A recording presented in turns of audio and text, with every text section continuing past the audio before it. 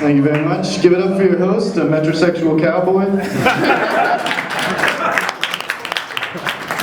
I was nervous to come here tonight because the last time that I was in Hamilton, I left with a scar, and I wish I could say that I got it in a fight, but I got punched in the head and went down faster than a porn star when a pizza gets delivered. I can't say I blame the guy though, because like I was the one showing up in his hood looking like a cracked out version of Clay Aiken. So I tried to grow this beard to look a little tougher, but now I look like a 13-year-old version of Abraham Lincoln. So catch 22, I guess. Did you guys have a good Easter at all? Anybody see that? Yeah, Jesus. Get it, Jesus? I found out this year that Good Friday actually commemorates the day that Jesus got nailed to a cross. And I thought it was kind of fucked up to commemorate something that's really not that great, you know? And I thought about it would be funny if they started doing it with other days. Like you can call Hitler's birthday International Jewish Appreciation Day. You could call Joseph Kony's birthday Take Your Kid to Work Day. Call my birthday, drugged up white kids aren't as funny as they think. That's ridiculous. What else is happening lately? The Jays, baseball started up again. You guys Jays fans? Yeah, they're fucking gonna kill it. The only reason I bring it up though is because I feel like there's a lot of unspoken about parallels between the sport of baseball and trying to pick up a girl. You know, because like if you accidentally slip it in her bum, that's a foul ball. If you're a guy my age, you hook up with a 16-year-old, you're still playing in the minors. If you bang a native girl, that's like getting traded to the Cleveland Indians. And if you're the first one of your friends to bang a black girl, then you're like the guy who scouted Jackie Robinson, who, if you don't know, was the first player to cross the color barrier in baseball, which, as it turns out, is an imaginary line that white people drew between themselves and the real athletes.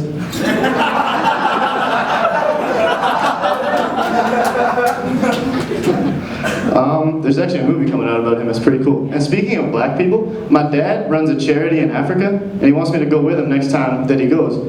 And I'm really excited to kind of get immersed in the culture, you know? I want to ride a lion and cut a little kid's arm off. Contract AIDS and get carried off by a giant ant like the guy in Indiana Jones.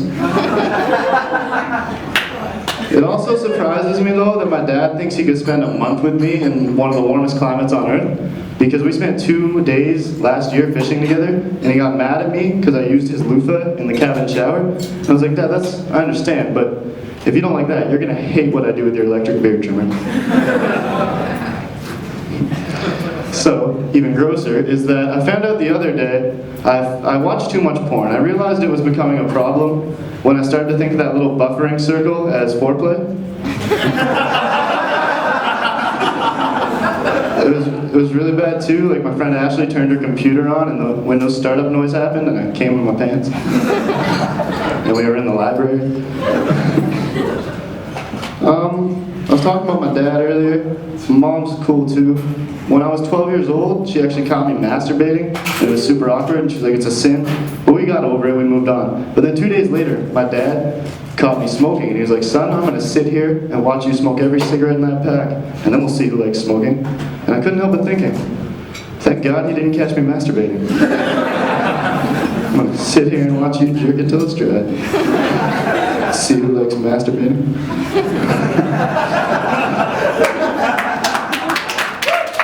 Sure, come on, thanks. Fosbury, it's weird.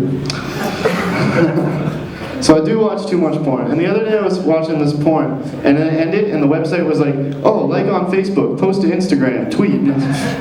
No thank you, pornography website. People already think I'm weird enough without knowing I jerk it to Vietnamese midget orgies. Speaking of gross things that Asian people can do, if an Asian girl licks your behind, is that a Pacific Rim job? It's only funny for those of you with a globe.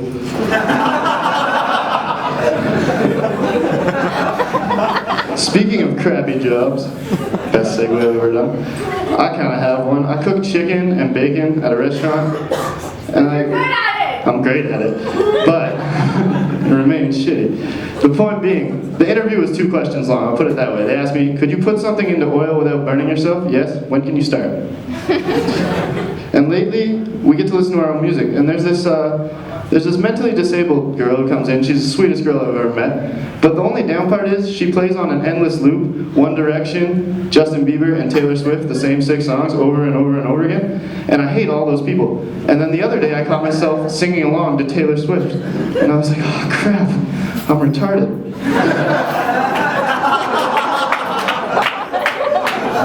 My boss is right there. Might not have a job tomorrow. So I've been applying to jobs online, and it always trips me. It always trips me out though, because they ask you the stupidest questions, right? Like this one was like, if you were a fruit, what fruit would you be? And I don't think I'm gonna get the job because my answer was Elton John. Done. Next page. I'm applying to jobs online because I blow at interviews. I'm really bad at them. And in my time trying to interview for a job, I've never found out the right formula of how to get the job, but I found out so many things that you can say that will end the interview right there. For instance, does this company drug test? Number 2, is that a picture of your daughter? Number 3, wow, based on that picture, you sure have gained a lot of weight.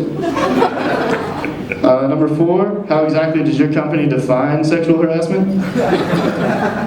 And another thing, I remember this one time, this dude actually ended the interview on the spot because he had those little steel ball things that swing back and forth and hit each other, and I stopped him, and he freaked out. He said, that was the most unprofessional shit I've ever seen, get the fuck out of my office. And I was like, alright, I'll leave, man, but you should know, if that makes you upset, you are going to hate what I do with your electric beer trigger. You remember. If I don't get the job, I'm thinking about trying to get into politics, and not for any particular reason. I just want to change my last name to Skin so that I can hang up little signs everywhere that say vote for Skin. Might lose the Jewish vote.